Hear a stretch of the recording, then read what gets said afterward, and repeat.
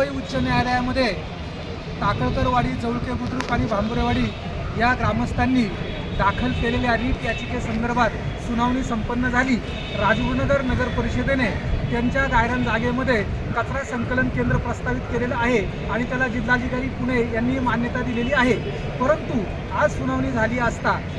अर्जदार यांच्या वतीने ॲडव्होकेट वसीम सामलेवाले यांनी बाजू मांडताना की सदर संदर्भामध्ये गायरान जागा असून त्याबाबत ग्रामसभेचा कोणताही ठराव घेतलेला नाही आणि तसा शासनाचा कायदा आहे आणि याबाबत आदेश देऊनही जवळपास 3 महिन्यामध्ये कोणतंही लेखी उत्तर संबंधित प्रतिवादी यांनी दिलेलं नाही। त्यामुळे त्या ठिकाणी कोणतंही बांधकाम झालं नाही पाहिजे आणि अंतिम निर्णय होईपर्यंत जैसे ते परिस्थिती ठेवली पाहिजे असे जे आहे उच्च न्यायालयाला विनंती केली आणि त्यानंतर प्रतिवादी यांच्या वकिलांनी सध्या 4 आठवड्यामध्ये आम्ही रिप्लाय फाईल करू असं न्यायालयाला सांगितलं। परंतु न्यायालयाने ॲडव्होकेट वसीम सामलेवाले यांनी जी बाजू मांडली ती त्यांनी ग्राह्य धरली आणि त्याबाबत जैसे ते परिस्थिती ठेवण्याचे आदेश पारित करून कोणतंही बांधकाम किंवा इतर कोणत्याही बाबी केल्या जाणार नाही असाही आदेश दिला आणि त्यामुळे निश्चितच ग्रामस्थांना या बाबतीत न्याय मिळाला असं मला वाटतं।